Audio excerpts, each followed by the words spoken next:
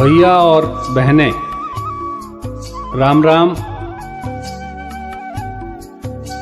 मेरा नाम संजय है, पानी का विद्यार्थी हूँ। बुंदेलखंड के हमीरपुर जिले के धसान के किनारे के एक गांव में मेरा जन्म हुआ। गांव का नाम है मलहटा। जब मैंने बड़े होकर होश संभाला, मैंने देखा कि उस गांव में सबसे कठिन काम पानी की व्यवस्था करना।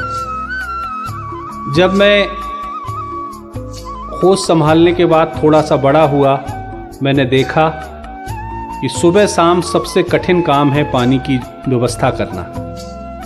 लगभग 60 हाथ से ज़्यादा गहरे कुएं, जिसमें पानी निकालने के लिए 7 से 8 किलो की रस्सी, और जब वो रस्सी कंधे पे लेके और बाल्टी लेके जाते और फिर बाल्टी लेके जब पानी निकालते, एक बाल्टी पानी निकालने में लगभग 1 से 2 मिनट का समय लग जाता, और पानी को फिर निकाल के और अपने घर तक लाना, और घर जब पानी निकला तो फिर रस्सी सहित वापस आना। मैंने अपने जीवन में बाल काल में ही ये संकट का सामना किया और पानी के संकट को मैं देखता रहा। कई बार मन में आता था कि आखिरकार ये ऐसा क्यों है, इतना पानी का संकट क्यों। बालकाल में तो बहुत सारी चीज़ें मन में चल रही थी, लेकिन एक बात बहुत मन में बस रही थी, बार बार घर कर रही थी कि जीवन में अगर कभी मौका मिला तो पानी के लिए काम करेंगे। धीरे धीरे बड़े होते गए, स्कूल से कॉलेज की पढ़ाई करने के बाद जैसे एक नौजवान के सामने सपना होता है कि वो कुछ पढ़ाई के बाद नौकरी उसकी पहली प्राथमिकता होती है। हम भी उन्हीं दिनों में ये सब नौकरी और आगे के जीवन यापन के बारे में सोच रहे थे। अचानक कुछ सत्पुरुषों का संपर्क हुआ, जिन्होंने कहा कि जीवन में क्या काम करोगे।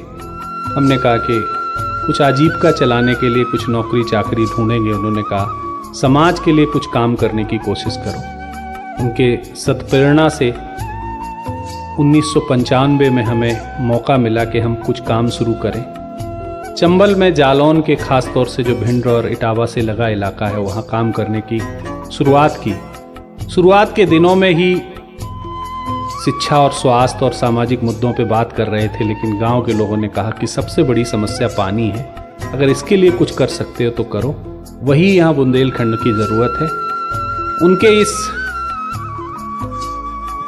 चिंतन ने हमारे चिंतन को और बढ़ाया, और हमने भी ये स्वीकार किया कि इस इलाके की सबसे बड़ी ज़रूरत पानी है, और मैं पानी के काम की तरफ लग गया। आप 28 साल से ज़्यादा का समय हो गया। एक पानी के विद्यार्थी होने के नाते निरंतर बुंदेलखंड को पानीदार बनाने के लिए जो भी संभव प्रयास हो सके वह प्रयास कर रहे हैं, और उन प्रयासों को एक व्यक्ति अकेले कुछ बहुत काम नहीं कर सकता। इस पूरे प्रयासों को आगे बढ़ाने के लिए, इनको प्रचारित करने के लिए, इन प्रयासों को अधिक से अधिक लोगों के बीच में ले जाने का जो काम हुआ, हज़ारों की तादाद में जल सहेलियाँ तैयार हुई।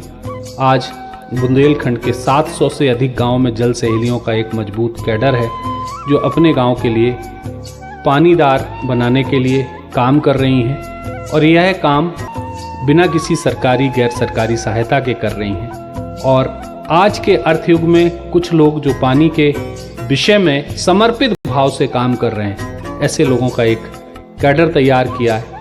अब तक के पिछले लगभग 3 दशक के इस सफ़रनामे के दौरान कुछ नदियाँ, 6 नदियाँ बुंदेलखंड की, लगभग 200 से अधिक तालाब, इन सबको पुनर्जीवित करने में आंशिक और कुछ पूर्णकालिक हमने सफलता प्राप्त की है। निरंतर हम बुंदेलखंड को पानीदार बनाने की दिशा में अग्रसर हैं, और ईश्वर से ये प्रार्थना करते हैं कि ये बुंदेलखंड पानीदार रहे। इसके लिए गांव-गांव में हम पानी की पाठशाला लगा रहे हैं, जल चौपालें कर रहे हैं, गांव में पानी पंचायत बना रहे हैं, नदी किनारे के इलाके में नदी घाटी संगठन बना रहे हैं, पानी के जो दुश्वारियां हैं उनको समझाने की कोशिश कर रहे हैं। और इसको कैसे संचित किया जा सकता है, कैसे जोड़ा जा सकता है, इस दिशा में लगे हुए हैं। उसी दिशा में ये काम कोई एक व्यक्ति नहीं कर सकता, एक समूह कर सकता है। और समूह के रूप में जल सहेलियों का जो कैडर आया है वो एक आशा की उम्मीद है, और उस उम्मीद से अब इन जल सहेलियों के द्वारा एक यात्रा जो आयोजित कर रही है, इसमें आप लोग भागीदार बने, जुड़ें, इस यात्रा को सफल बनाएं। इस यात्रा के माध्यम से ही हम लाखों लोगों तक जल संचयन की इस मुहिम को आगे ले जाने में सफल होंगे। धन्यवाद।